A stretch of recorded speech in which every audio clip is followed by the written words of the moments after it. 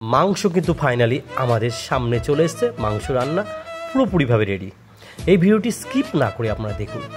উপকরণ সম্পূর্ণভাবে রেডি। পেঁয়াজ কাটা থেকে টমেটো কাটা থেকে শুরু করে 3 কিলো মতো মাংস রয়েছে এখানে, যেটা রান্না সম্পূর্ণ করা হবে।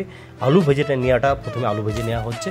রান্না করছে সুদীপ ওরফে দীপ, অতি দক্ষ বলা যেতে পারে। যার চেহারা এত মিষ্টি, যার হাসি এত মিষ্টি, তার হাতে রান্না যে ভালো হবে এটা বলার কোনো অবকাশ রাখে না হয়তো বলেই মনে হয়। তো দেখুন, এরপর আলুও ভেজে নিয়েছে। এরপরে পেঁয়াজ দেওয়া হচ্ছে, পেঁয়াজটা খুব হালকা লাল লাল করে ভেজে সন্তোষ এদিকে মিক্সি করছে মশলাটা টোটালটা। এরকম পেঁয়াজ ভাজাটা কিন্তু সম্পূর্ণভাবে ও সুন্দরভাবে ভাজছে এবং খুব সামনে থেকে এটা শ্যুট করেছি। এটা মিক্সিটা করার পরে মশলাটা পুরো রেডি হয়ে গেছে। এটাকে তেলের মধ্যে দেখুন পেঁয়াজটা দেওয়ার পর লাল লাল হয়ে গেছে অর্থাৎ পেঁয়াজটা লাল হয়ে গেছে। এরপরে মশলাটা ওর মধ্যে দিয়ে নিয়েছে।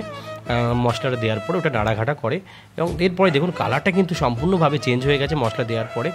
এবং লবণ হলুদ পরিমাণ মতো এর মধ্যে দিয়ে নিয়েছে। খুব সুন্দরভাবে আমি খুব কাছ থেকে এটা শ্যুট করেছি। এই দেখুন, ও দীপকে আমি বলছি যে তুমি রান্না এত ভালো করো, সত্যি বলার মতো, এবং হাসছে। ইতিমধ্যে পম কিন্তু এসে হাজির হয়ে গেছে রান্না খাওয়ার জন্যে।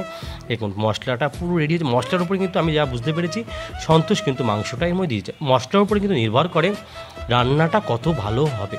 এই দেখুন মশলাটা দেওয়ার পরে, এরপরে মাংসটা দেওয়ার পরে ওর মধ্যে কিন্তু নাড়াঘাটার কাজটা কিন্তু সম্পূর্ণভাবে করছে। খুব কাছ থেকে শ্যুট করেছে। আমরা তো বাড়িতে মা মাসি বোন বা স্ত্রী সবার হাতে রান্না খাই, কিন্তু ওর হাতে রান্না যদি একবার আপনারা খান, অন্য কোনো রান্নাকে একদম পুরোপুরি টাটা বাই বাই করতে বাধ্য হবেন। খুব এত সুন্দর রান্না করে, এত সুস্বাদু, যদি আপনাদের খাওয়াতে পারতাম আপনারা বুঝতে পারতেন। আলু দিয়ে নেওয়া হলো এর মধ্যে। আলু দেওয়ার পরে এটাকে নেড়ে নিচ্ছে। এরপরে একদম ফাইনালি কিন্তু মাংস রান্না পুরোপুরিভাবে রেডি।